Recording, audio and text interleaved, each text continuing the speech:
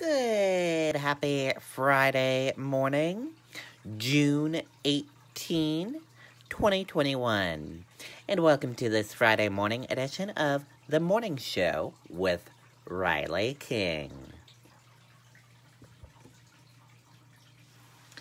I'm Riley King, and it is time to rise and shine and get this Friday morning off to a good start and get this Friday morning edition of The Morning Show with Riley King started.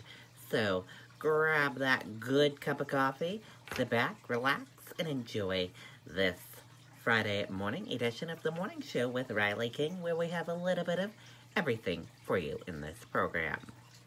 First up, we're going to start off with your news.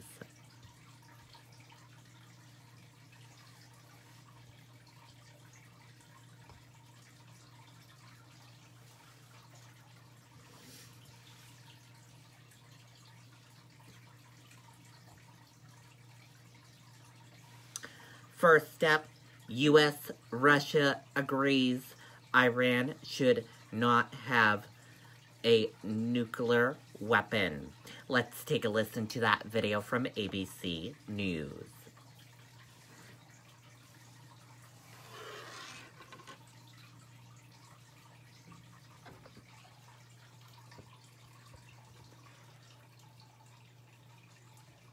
He came from Italy with nothing for a new life. He sacrificed so much to support his family. Military service was just part of his life.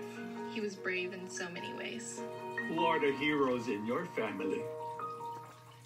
Last night here, we were in Geneva for President Biden, the summit with Vladimir Putin.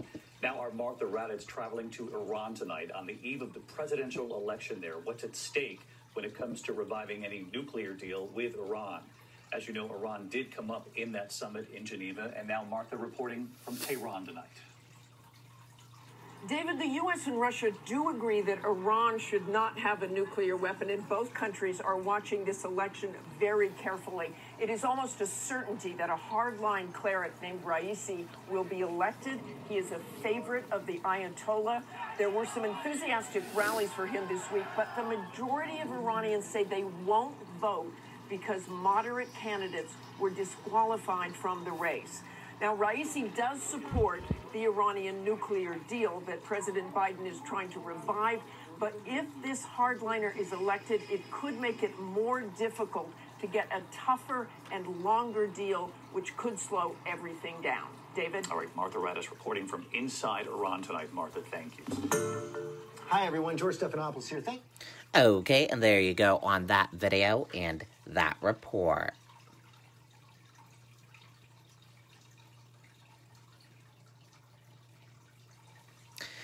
Biden declares Juneteenth a federal holiday. Let's take a listen to that video from ABC News.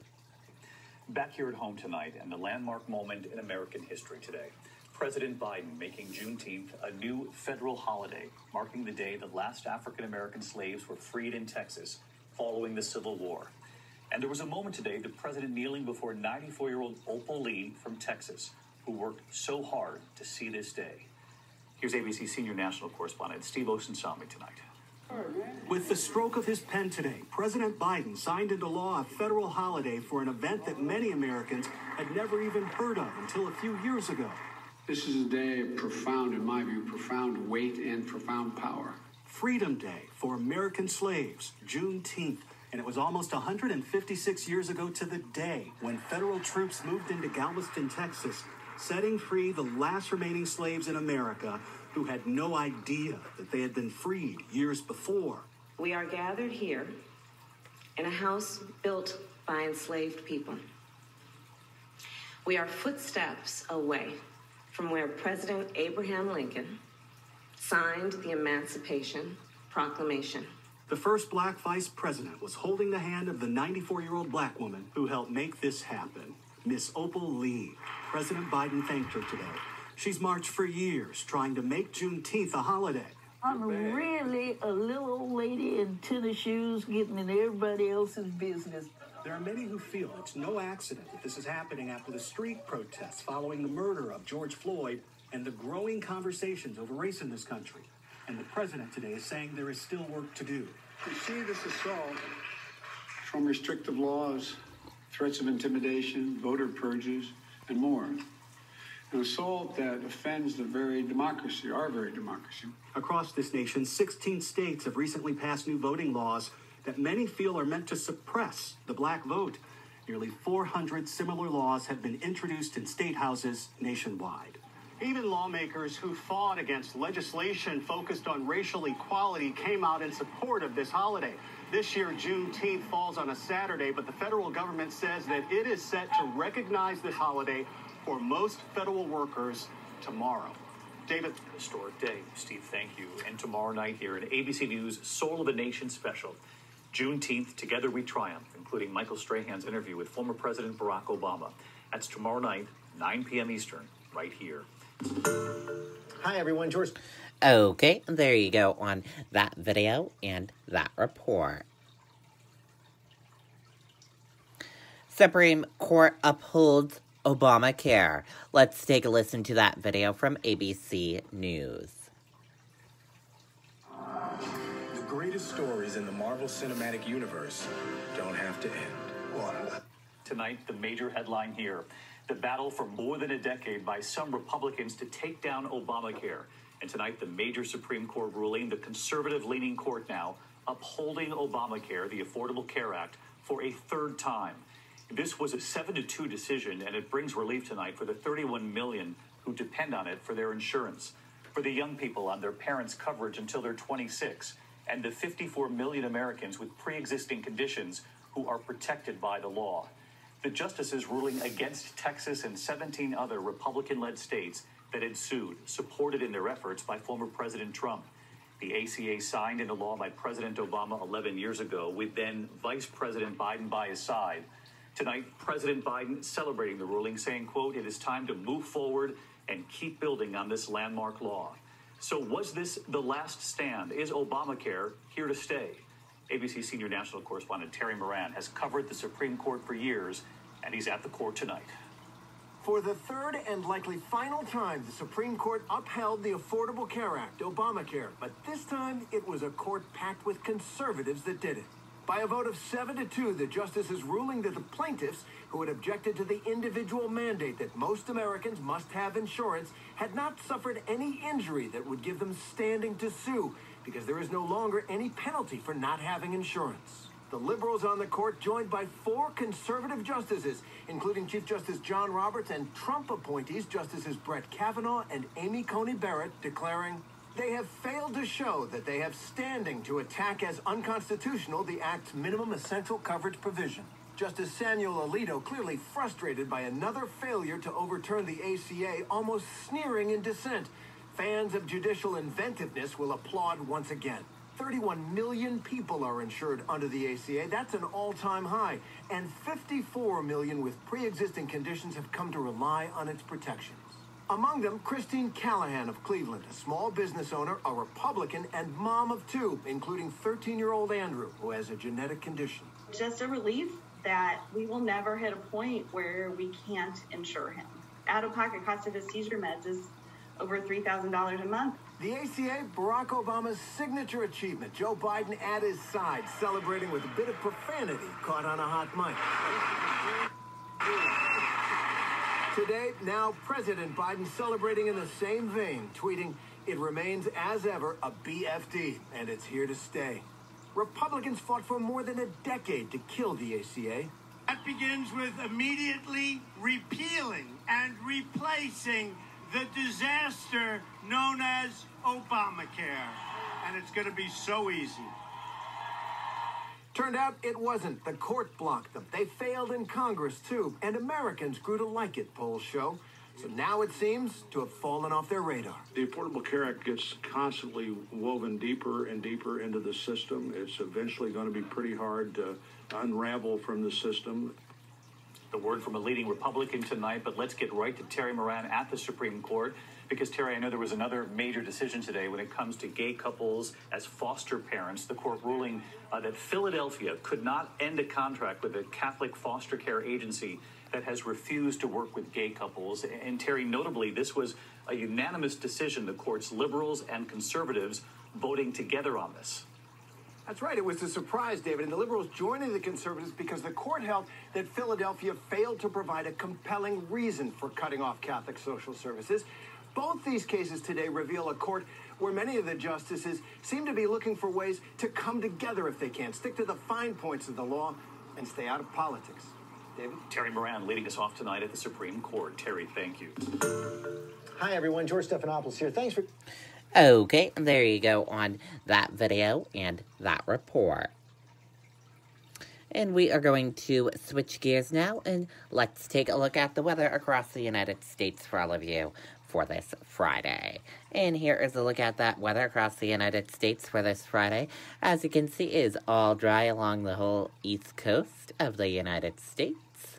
And then over here in Michigan, you're seeing some rain, and then a little bit of rain over here between Nebraska and South Dakota. Then down here, some rain and all dry, mainly dry across the whole United States. And that is a look at your weather across the United States for this Friday. Happy Friday, everyone.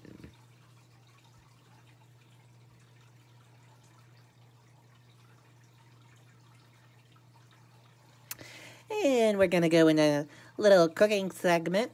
How to make Deborah Roberts' Southern potato salad recipe. Let's take a look at that right now. My legacy is not just what I did, but why I did it. I did it for you.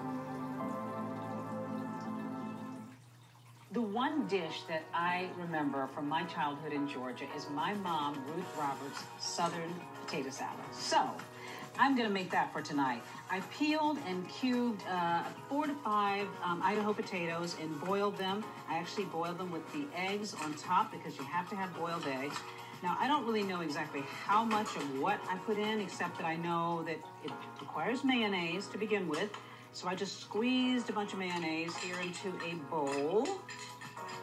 Mustard, gotta have mustard in a Southern potato salad because it kind of gives a little tang and gives a nice color. Pickle relish, very, very important in Southern potato salad. Again, I'm just guessing here. You sort of stir this stuff in and you see how it feels. And I just diced like a few onions. I'm not big on onions, so I just put a little bit in there for flavor. Now, the big ingredient for me for Southern soul food potato salad is pimentos. You gotta put pimentos. Patti LaBelle told me one time that is the way you make it. Pimentos, that means that you are really a Southern person. Now, a little salt, and that's just to taste. A little pepper.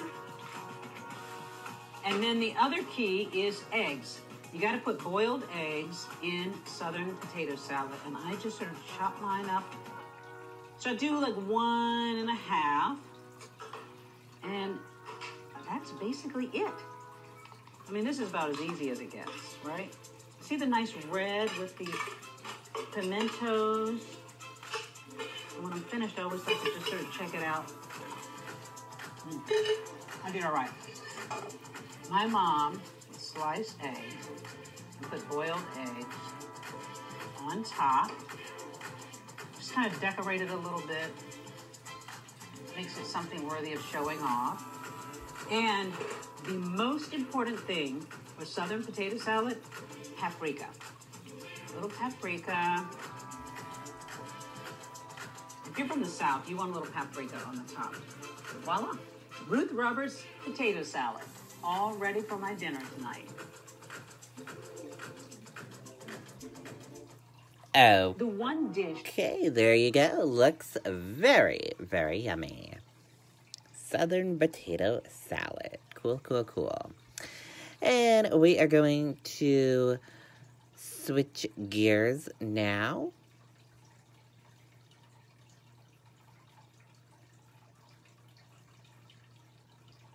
And let's go into some entertainment news.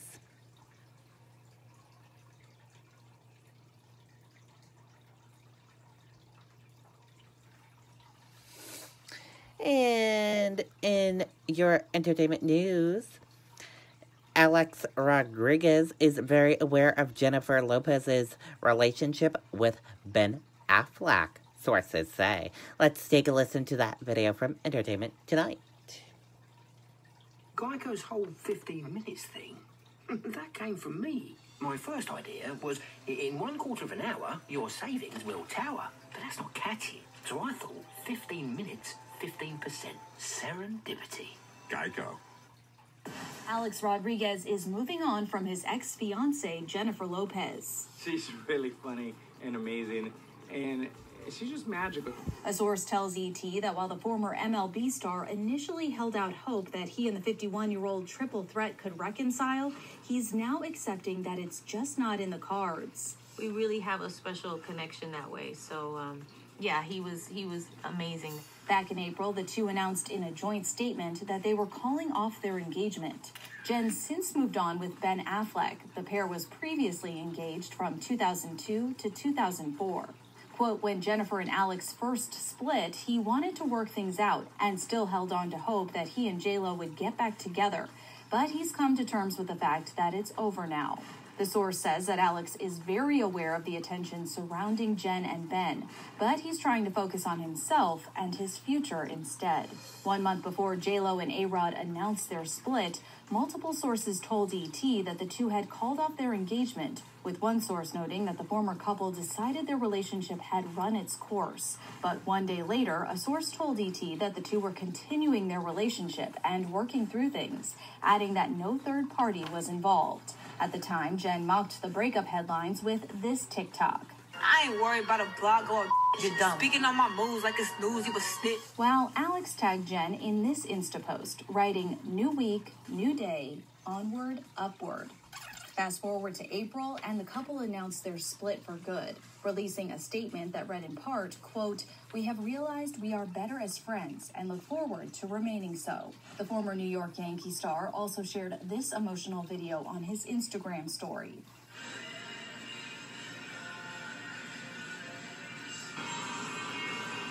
You can hear Coldplay's Fix You playing as he films several framed photos with Jennifer and their kids. My girls adore Jennifer. She's a great role model. I'm the luckiest father in the world to be able to expose my beautiful daughters to someone as brilliant as Jennifer.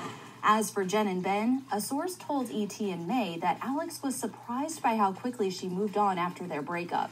Adding, quote, "Alex understands that Jennifer is single, but felt shocked by her and Ben's quick meetup." At the end of the day, Alex wants Jennifer to be happy, but the way everything has unfolded doesn't sit well with him. I'm thrilled. Do you know what I mean? I was super happy. Now a source tells ET that Jen and Ben have picked up where they left off after all these years. And even though they planned to take things slow, their strong connection has made it hard to do so.